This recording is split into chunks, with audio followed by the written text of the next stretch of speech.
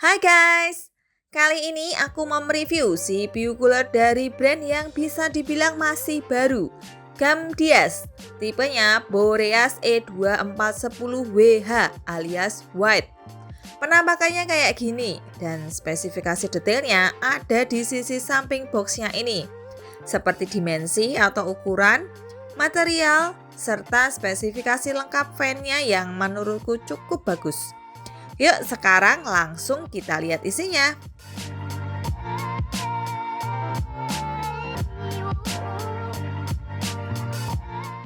Pertama-tama kita dapetin sebuah kertas manual yang isinya list part beserta petunjuk pemasangan lengkap. Terus di dalam plastik ini ada klip besi untuk memasang fan ke heatsink. Cuman dapat sepasang aja ya. Dan di dalam plastik yang satu ini kita dapetin thermal paste brand Gamdias dengan packing suntikan lengkap dengan spatulanya. Lanjut lagi, ini ada sepasang bracket mounting besi yang cukup tebal yang multi platform untuk Intel dan AMD sekaligus. Dan yang satu ini ada bracket backplate yang hanya dipakai untuk mobile Intel. Dan FYI ini bahannya metal ya, bukan plastik. Nah, untuk masangnya ini ada spacer plastik 4 biji. Yang warna biru muda ini buat mobo Intel dan yang satu lagi warna hitam buat mobo AMD. Set bautnya pun di packing terpisah guys. Satu untuk Intel, satu untuk AMD, biar kita nggak salah. Oke, sekarang kita lihat fan-nya. Sekilas ini build quality-nya solid ya. Desain blade-nya standar, warna full putih dengan frame yang oke juga nih. Bagus dan bahkan ada motifnya, gak bener-bener polos. Fan-nya ini juga dilengkapi karet damper di ujung-ujung lubang bautnya. Oh iya, soal kabel ini panjangnya pas-pasan dan punya konektor 4 pin PWM. Terakhir ini ada heatsink yang cukup bagus juga finishingnya, nggak kelihatan murahan. Soal tebal dan luasan juga lumayan oke. Desainnya simetris jadi bisa dibolak-balik. Fan-nya pun juga cukup tebal, nggak gampang penyok. Nah, di bagian atas heatsinknya ini ada top cover berbahan plastik yang menurutku cakep dan nggak norak. Polos tapi bertekstur dengan ada tulisan kecil brand Gamdias di pinggirannya. Lanjut di bagian bawah atau base plate, luasannya cukup lebar dengan finishing standar yang cukup mulus dan rata.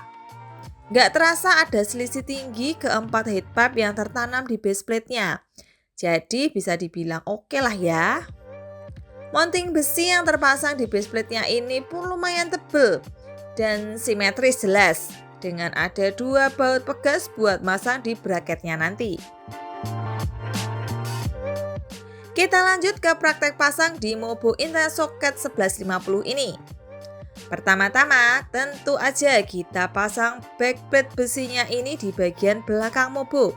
Pastiin posisinya udah sesuai dengan soket kita ya. Setelah itu kita pasang spacer untuk Intel yang warna biru muda ini. Kemudian kita lanjut dengan memasang bracket mounting. Posisinya kayak gini dan satu sisi dulu ya. Kita baut pakai set baut untuk Intel.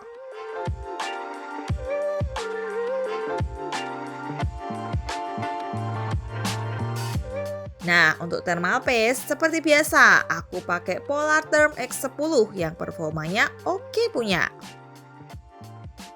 Setelah itu tinggal kita pasang heatsink di atas bracket mounting. Pasin baut di kedua bracket mounting dan tinggal kita kencengin aja pakai obeng bertahap bergantian.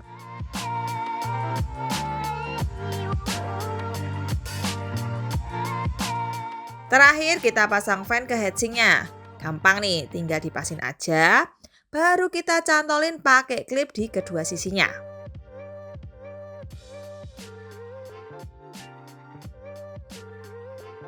Posisi RAM terpasang di mobo MATX yang slot RAM-nya mepet sama soket proxy ini pun masih ada clearance tipis ya.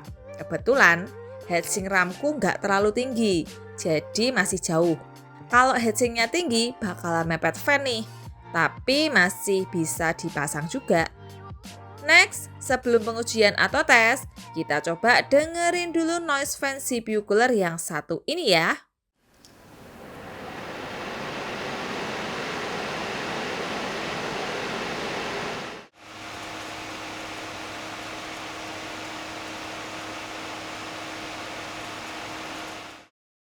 Sekarang kita masuk ke sesi pengujian.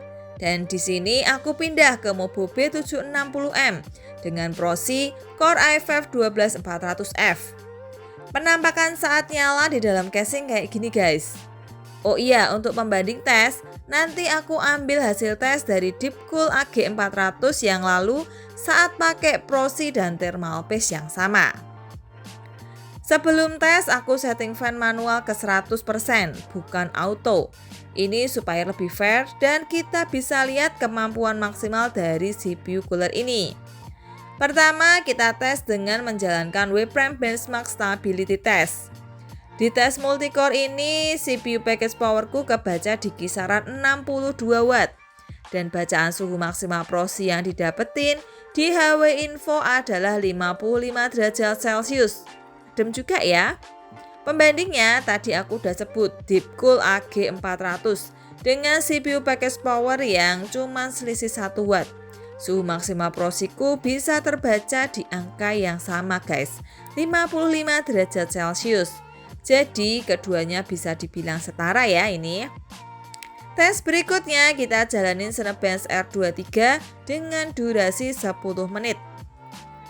Saat pakai Gambias Boreas E2410 ini, suhu maksimal prosiku terbaca di 60 derajat Celcius, masih tetap adem. Dan kalau kita bandingin sama hasil tes Deepcool AG400 ini, ternyata masih sedikit lebih baik. Cuma selisih 1 derajat, yakni 59 derajat Celcius. CPU package power sama-sama aja ya, selisih marginal error aja. Selain sedikit lebih adem, fan AG400 juga menurutku sedikit lebih silent. Tapi kalau soal penampilan sih jelas Gambias Boreas E2410 ini kelihatan lebih keren dan rapi. Mau yang warna hitam pun juga sama.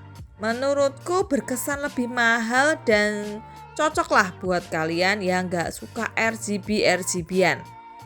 Oke, jadi mungkin gitu aja ya review CPU cooler dariku kali ini. Jangan lupa like dan subscribe ya. See you!